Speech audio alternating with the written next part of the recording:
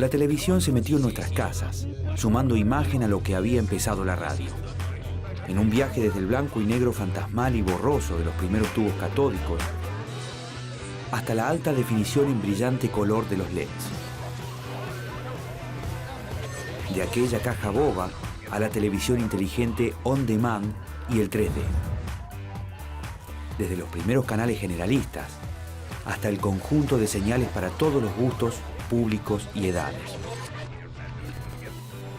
La magia de la televisión, el sueño que se había cumplido con el cine pero con la inmediatez de la radio.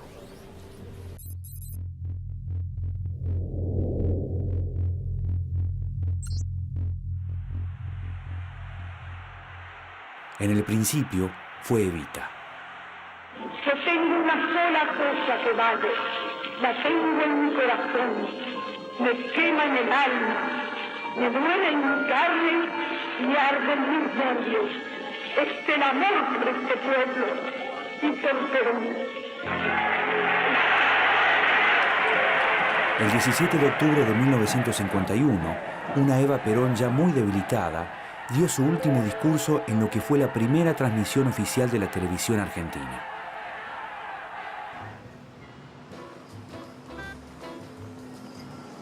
Argentina se convertía así en el segundo país del continente, después de Estados Unidos, en tener la caja mágica, como se llamó a esa nueva tecnología que, gracias a distintos procesos científico-tecnológicos, asombraba al mundo. En Buenos Aires, apenas una treintena de aparatos sintonizaban la primera señal, pero alcanzaban para empezar un cambio del que ya no habría vuelta atrás. Nuestra relación con el mundo estaría de ahí en más mediatizada por la televisión.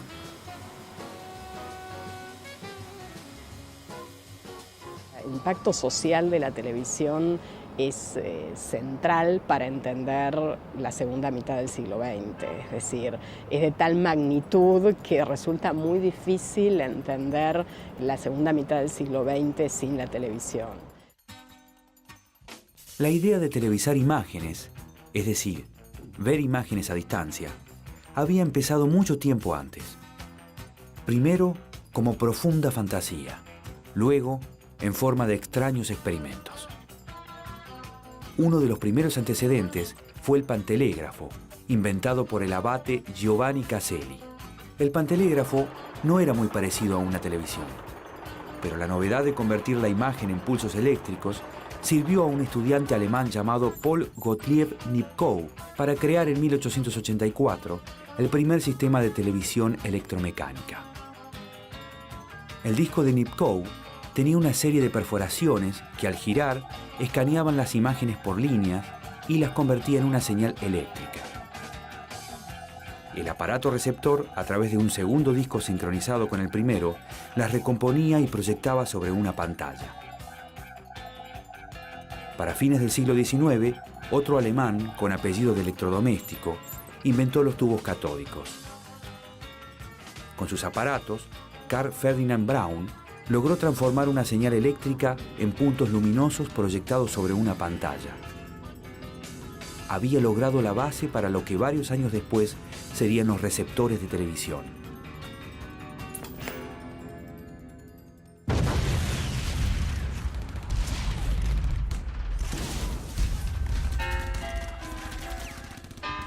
Con la experimentación técnica civil en suspenso por la Primera Guerra Mundial, los intentos de televisar se volvieron a encender en la segunda década del siglo XX.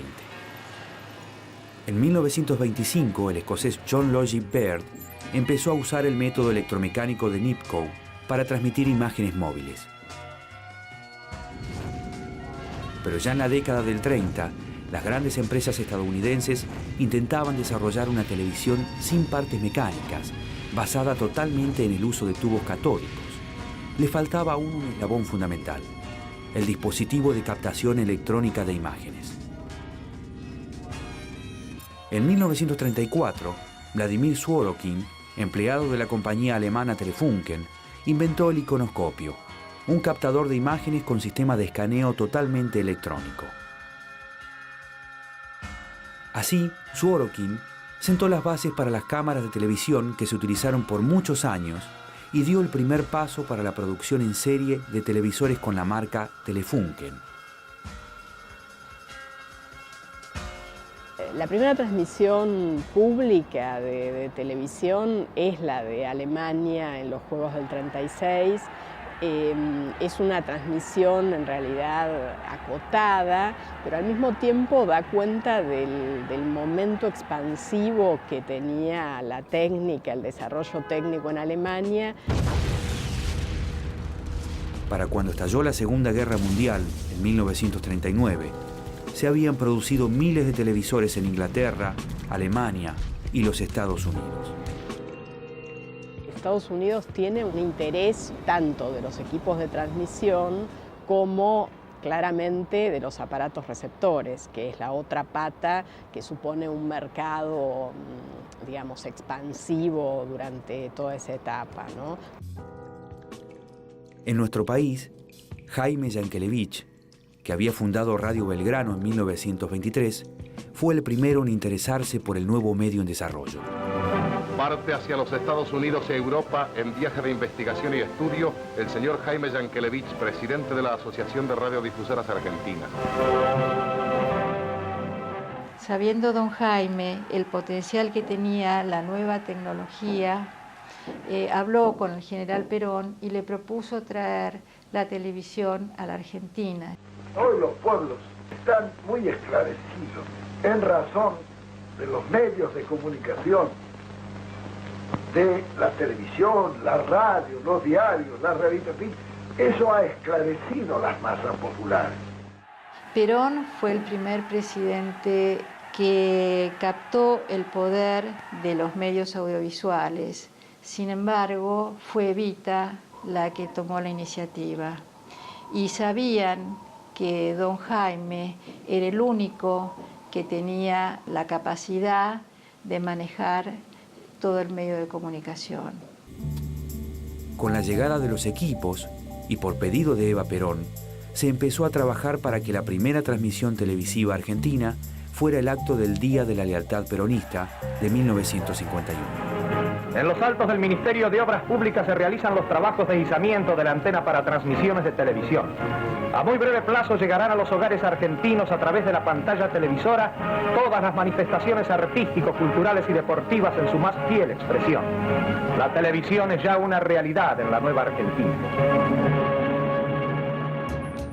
La antena se montó en el edificio de Obras Públicas, uno de los más altos de la ciudad, y en septiembre se hicieron las primeras pruebas, con una señal que alcanzaba un radio de 40 cuadras.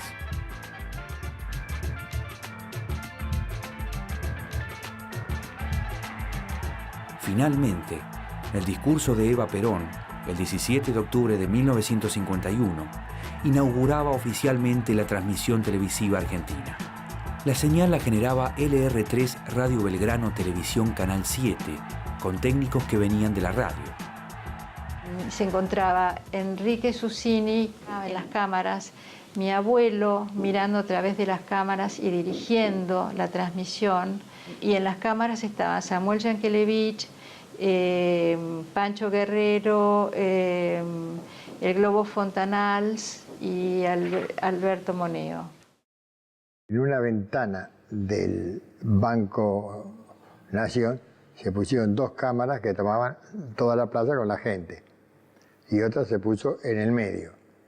Y se pusieron también cámaras conectadas directamente a un camión en Diagonal Sur, en la vidriera de algunos negocios para que la gente fuera a ver. Fue la primera vez que la gente vio televisión porque nadie tenía. Ahí fue donde realmente empezó todo esto, ¿no? En noviembre de 1951 se iniciaron las transmisiones regulares de Canal 7, que iban de 5:30 de la tarde a 10:30 de la noche. Eran pocas horas por día, pero una vez que la televisión se encendió, ya no se apagó más. Las primeras emisiones eran la transposición de programas de radio con agregados del teatro o el circo. No eran aún formatos propiamente televisivos. Hubieron muchos baches con las luces, que se les prendía una, se les apagaba otra, les daba sombra y todo eso iba en vivo. En el programa patrocinado por la Dirección General de Cultura, el comentarista Adolfo R. Avilés promueve un debate libre en televisión sobre la situación actual del cinematógrafo, al que asisten Nelly Meden, Torre Nilsson, Saulo Benavente y Mario Lugones. Y además en los barrios, el que tenía televisión ponía la televisión en el balcón y la gente se juntaba a ver televisión. Eso era muy común, pasaba por un barrio y uy, mira, están viendo televisión, sí. El que tenía televisor lo ponía en el balcón o en la puerta para que la gente pudiera ver lo que estaba pasando. Para comienzos de la década del 60, la televisión se expandió y se inauguraron nuevas señales. Los aparatos se abarataban, los televidentes eran cada vez más y la programación se cortaba en tandas comerciales para vender segundos de publicidad. Llegó Glade, el nuevo y sensacional desodorizante de ambientes. Glade deja una fragancia limpia y fresca que da gusto respirar. Además, los programas empezaban a mostrar formatos propios de la televisión. La televisión argentina se asentaba en un modelo comercial y privado que se inspiraba en las grandes cadenas de televisión norteamericanas y no en el servicio público de la televisión europea. Vinieron los enlatados. El primero fue Cisco Kid, después vino Lassie.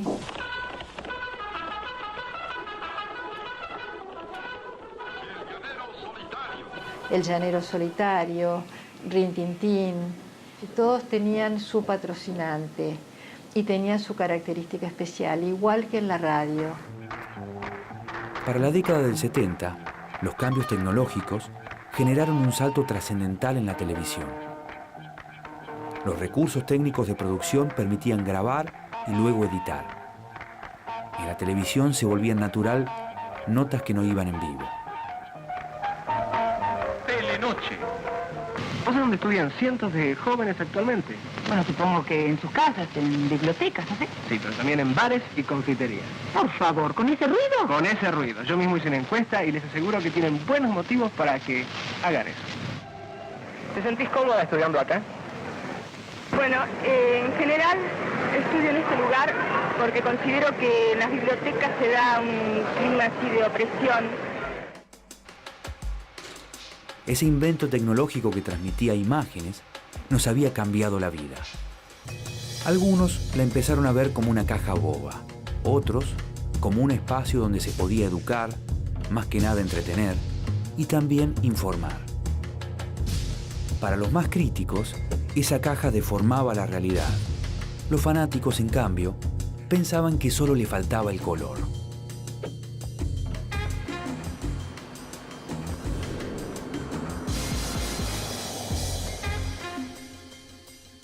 La televisión a color comenzó en Estados Unidos en 1953. Para lograr emitir imágenes a color, se utilizaba la norma NTSC. Si bien fue pionera, tenía problemas con la estabilidad de ciertos colores, por lo que durante años fue motivo de quejas de los televidentes y produjo comentarios jocosos. Pero el NTSC no fue el único sistema de televisión a color. En Francia y en la Unión Soviética se utilizaba la norma SECAM y en Europa la norma PAL. Cada norma variaba sus estándares técnicos para lograr emitir imágenes en color. Mientras que en Europa se utilizaba el PAL-B, la televisión a color en Argentina se definió por la norma PAL, en versión N. Si bien mantenía el estándar PAL de 625 líneas de imagen, la frecuencia de color se asemejaba a la del NTSC norteamericano. Esta mezcla permitía que la transmisión se viera también en los antiguos televisores blanco y negro, fabricados según tecnología estadounidense, pero hacía que la norma argentina fuera prácticamente local y tuviera problemas de compatibilidad con materiales del exterior. El estreno a todo color fue durante el Mundial de Fútbol de 1978, pero el color solo se pudo ver en el exterior. En nuestro país, y por cuestiones de adaptación técnica, incluso los que hubieran importado un televisor a color sintonizaban los partidos en blanco y negro. Apenas algunos cines o circuitos cerrados de televisión emitían el Mundial a color, gracias a una señal especial que les llegaba por cable coaxial. Las transmisiones a color empezaron 2 años después, cuando Canal 7 se volvió ATC, Argentina Televisora Color. Yo creo que la llegada del color en la Argentina es un episodio que de alguna manera concentra varios de los temas centrales de los medios durante la dictadura. Señora Blackie, la busca. ATC era público y oficial, mientras que los otros canales habían sido intervenidos por las Fuerzas Armadas. Cada arma manejaba un canal. La Marina el 13, el Ejército el 9 y Canal 11, la Fuerza Aérea. La televisión seguía con el modelo comercial. En su programación, y a pesar de estar manejados por el Estado, los canales competían, salvo cuando se ponían en cadena.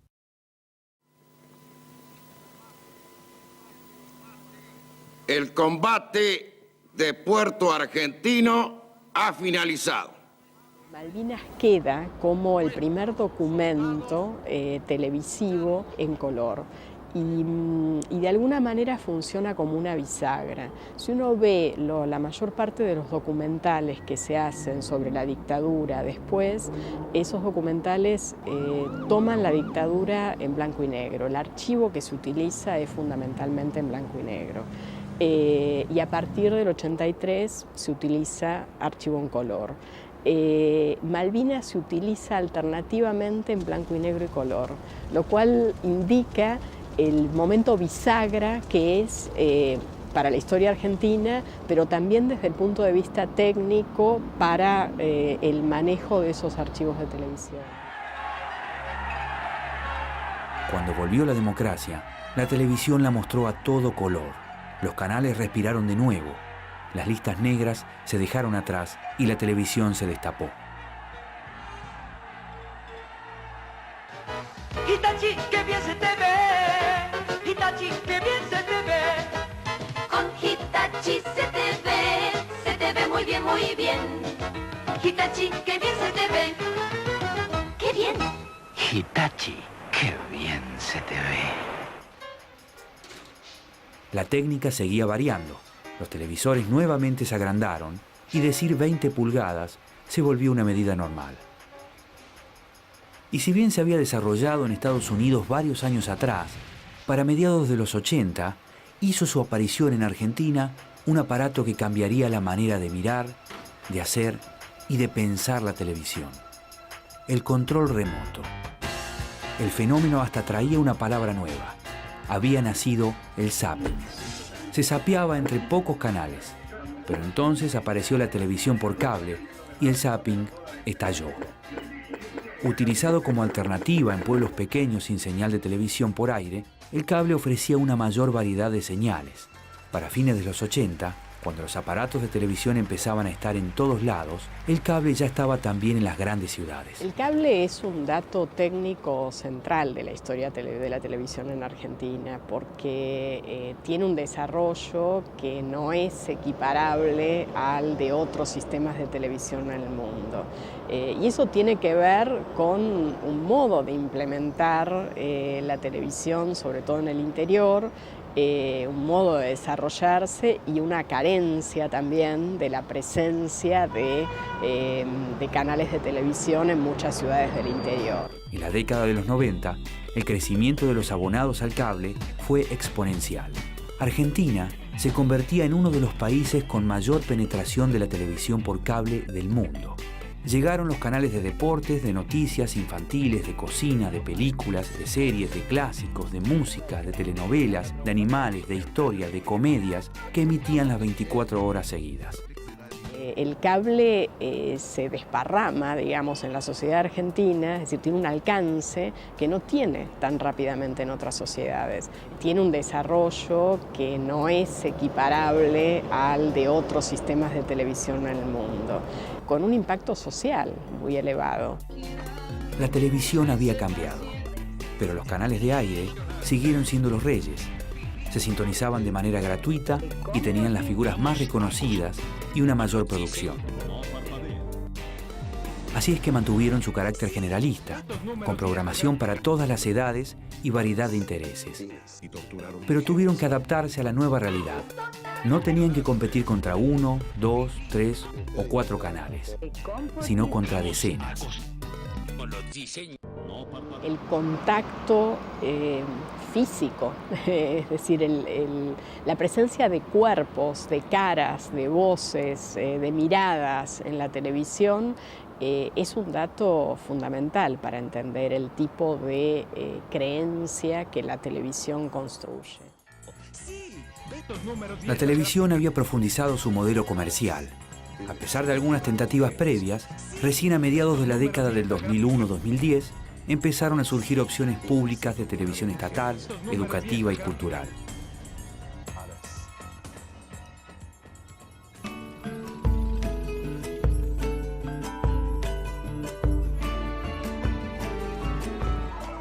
Y entonces algo que parecía menor volvió a cambiar la televisión.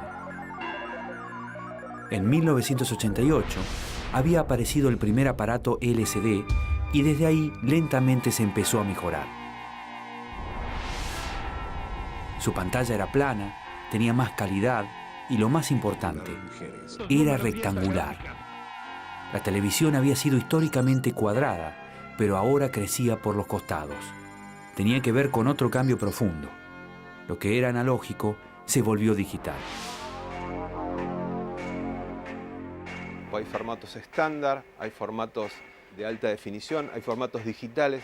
Toda esa convivencia está siendo aún, no te digo complicada, sino que es una adaptación más que nada de formatos. En 2010, Argentina comenzó a implementar la televisión digital. La señal digital tiene una mayor compresión, lo que permite más oferta de señales en el mismo ancho de banda y una mejor calidad de imagen. La televisión ahora se puede ver en alta definición. Como con el color, se desarrollaron distintas normas técnicas, la estadounidense, la europea y la japonesa. En alianza con Brasil, Argentina eligió la norma japonesa para digitalizar su televisión. A la televisión analógica de aire, que es la tradicional, y a la oferta del cable, se sumó ahora la oferta pública y gratuita de televisión digital abierta. El OneSec, que lo podemos monitorear ahí, está preparado para ser recibido por dispositivos móviles, como por ejemplo celulares, donde podemos ver la televisión digital abierta y gratuita en cualquier lado. Los aparatos de televisión ofrecen ahora una serie de opciones que para un espectador tradicional parecen infinitas. Además de una mejor calidad de imagen y colores más nítidos, se puede ver Internet en el mismo receptor y utilizar opciones a demanda según nuestro gusto. Los alrededor de 7.000 aparatos de televisión que había para mediados de la década del 50 se convirtieron en bastante más de 9 millones. Uno de los datos fuertes tiene que ver con que la televisión construye ritualidad, es decir, organizó la vida cotidiana de mucha gente. Hoy la televisión llega a más del 95% de los hogares argentinos, con cifras de 480 televisores cada 1.000 habitantes, lo que quiere decir que en muchos hogares hay más de un aparato de televisión. En blanco y negro, o color, estándar o alta definición, en pantallas cada vez más grandes y a la vez más chicas, inteligente o en 3D, la televisión nació y fue mutando, pero sigue siendo siempre televisión, la que educa y entretiene, la que informa, la que se mantiene prendida y nos permite ver cómo es la realidad. ¿O es que la televisión construye una nueva y propia realidad, la que es parte de nuestras vidas y nos acompañó desde siempre? ¿O alguien se puede imaginar nuestra vida sin ella? La televisión. Todo lo que está sucediendo esta noche aquí se está viendo en Buenos Aires y en la República Argentina absolutamente en forma directa por el satélite. Es muy emocionante. Es emocionante porque es lo que nosotros queremos siempre, la comunicación a través de la televisión, pero ahora en forma absoluta y totalmente directa. Nuestro aplauso. Gracias. Registrado el índice hoy, 6 buena falla, con una buena mujer. Tu presencia de bacana, puso calor en mi nido, fuiste buena, consecuente y yo sé que me has querido, como no quisiste a nadie, como no podrás querer. Con el remente cuando dos pobres cercanas que han vendido a las pobrezas en la casa de Penido. Hoy sos toda una bacana, la vida se ríe en gana, los solajos de Leonario, los tirás a la llanta, como fue la Ignacio Maura.